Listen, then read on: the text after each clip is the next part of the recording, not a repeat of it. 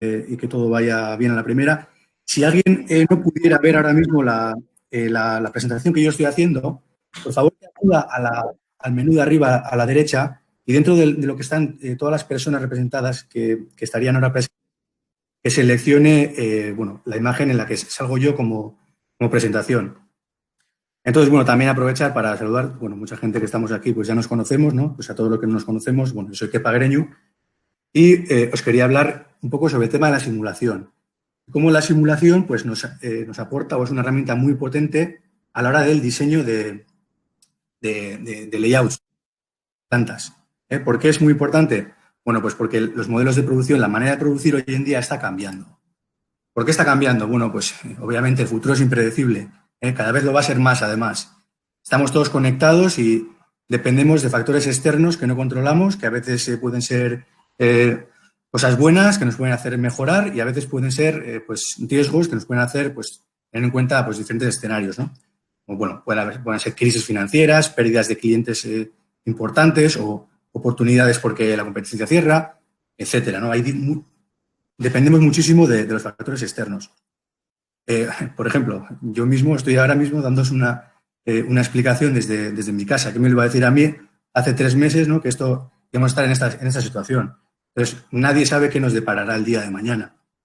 Entonces, lo que sí que tenemos claro y siempre hemos tenido claro desde el EKS es que la flexibilidad, evidentemente, es un aspecto crítico a considerar a la hora de diseñar los layouts.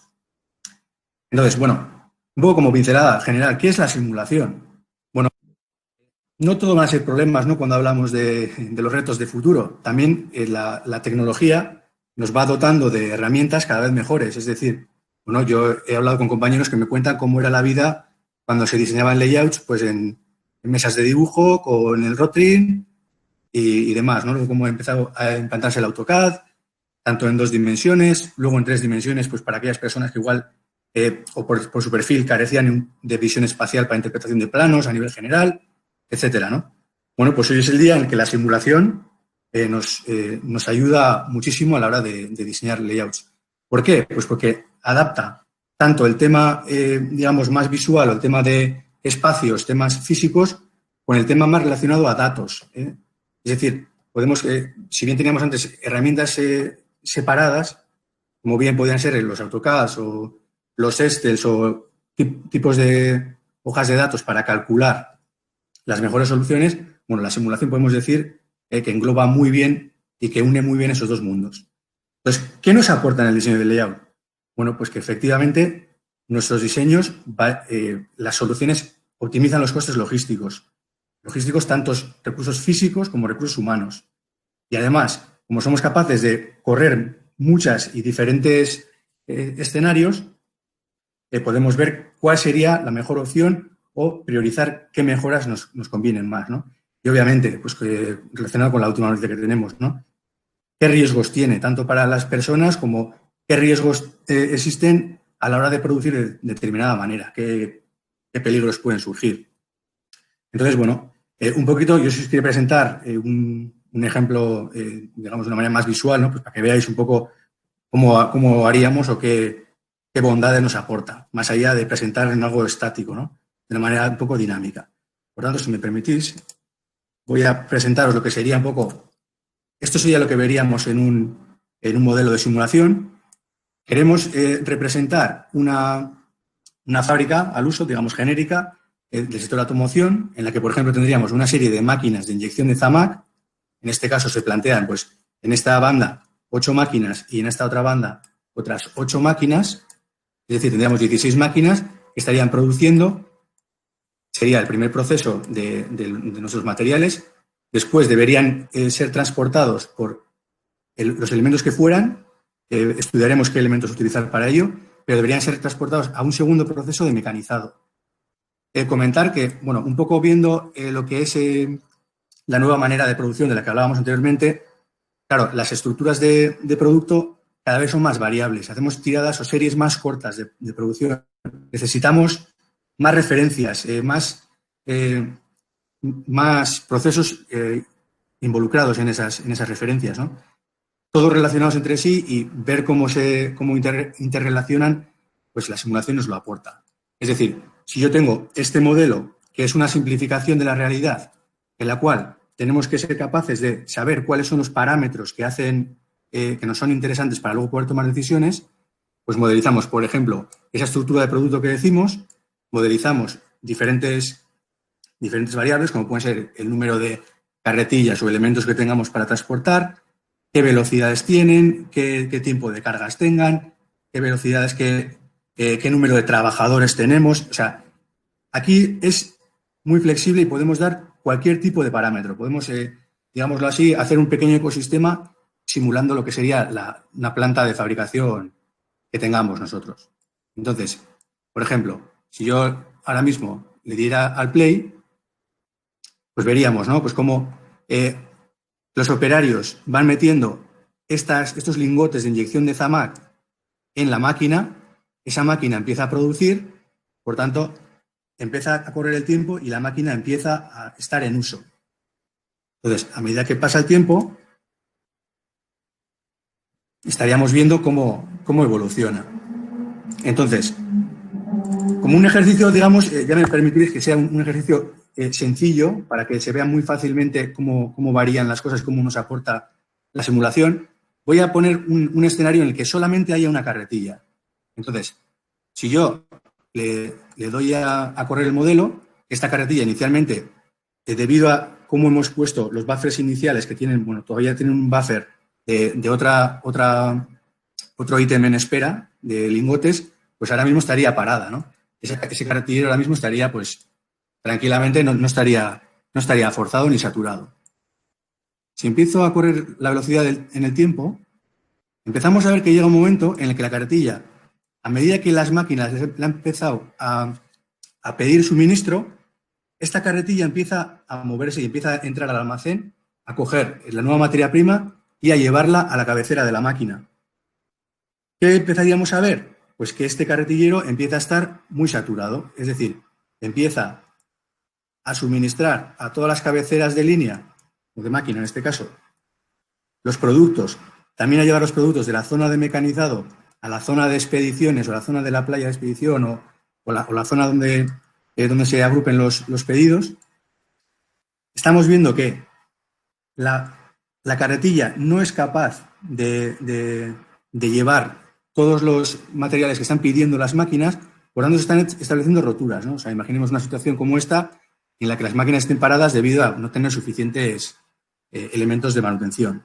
Obviamente es una situación no deseada, pero ya vemos que de una manera muy sencilla estamos comprobándolo en directo, ¿no? Entonces, bueno, este sería un layout, digamos, un poco al uso, en el que estaría, digamos, optimizado el hecho de que las máquinas tengan sus acometidas, bien sean eléctricas o de cualquier elemento que necesiten, cualquier consumible. Claro, es lo más fácil es tenerlos en la pared. Entonces, bueno, estamos viendo que de esta manera hay muchas distancias. Disponemos este cuadrado, estaríamos representando 3.600 metros cuadrados, es decir, estamos haciendo un cuadro de un área determinada y en la cual estamos viendo, bueno, que el sistema no es capaz. Entonces, vamos a comprobar qué ocurriría si si metiésemos, por ejemplo, pues 6 carretillas. Es decir, partiríamos de la base de 6 carretillas. Si me permitís, a diferencia de anteriormente, que he puesto una velocidad un poco lenta para que se pueda ver en todo momento cómo se mueve, voy a hacerlo de una manera muy rápida para que el modelo pues, no esté corriendo, ¿no? Pues, para utilizar este tiempo que tenemos de webinar. Si nos vamos fijando en la utilización de las máquinas, tanto de Zamac como de mecanizado, veríamos que el sistema ya es capaz de suministrar sin roturas. Claro, estamos hablando de seguridad, estamos hablando de meter 6 carretillas para este escenario. Estamos hablando de que las carretillas tendrían una saturación aproximada del 66-67%. Unas distancias de carretillas, pues como vemos, ¿no? Pues entre 2.738 y 2.900. Entonces, bueno, pues sí, es una solución a nuestro problema, a nuestra manera de producir, pero puede no ser la óptima. ¿Qué pasaría si planteamos otro layout? Es decir, está bien, dejamos de tener las máquinas en las paredes, ya no tenemos esa facilidad de acometidas, ¿de acuerdo? Pero ahora estamos reduciendo el espacio o las distancias que tienen que recorrer los operarios y las distancias que tienen que recorrer las carretillas. Entonces, de esta manera, si corremos el modelo de una manera, lo mismo, permitidme que lo haga de una manera un poco más rápida, estaríamos viendo que con 5 carretillas no se estarían produciendo roturas. Entonces, bueno, tendríamos 5 carretillas, habríamos ahorrado una carretilla por el mero hecho de haber dispuesto de un layout, digamos, más optimizado en el tema de las distancias. También estamos hablando, pues, efectivamente, de carretillas, de pasillos anchos de 4 metros, etcétera. Puede no ser la solución más idónea. Es decir, nosotros podríamos, en un momento dado, ver incluso mapas de calor, por ejemplo, ¿no? De cuáles son los puntos, digamos, más conflictivos y, obviamente, tenemos una serie de que sí podemos prever que haya una zona de paso, de tránsito entre carretillas, entre operarios, etcétera. Nosotros podemos ver cuáles son los puntos más peligrosos y, obviamente, diseñar nuestro layout para minimizar estos puntos. Entonces, no solamente estamos diciendo que podemos optimizar los recursos, es decir, ya hemos ahorrado una carretilla, también podemos ver cómo se comportaría nuestro modelo si cambiásemos de tecnología, ¿no? Por ejemplo, hoy en día estamos haciendo proyectos incluso de instalación de AGVs, se están poniendo bastante de moda.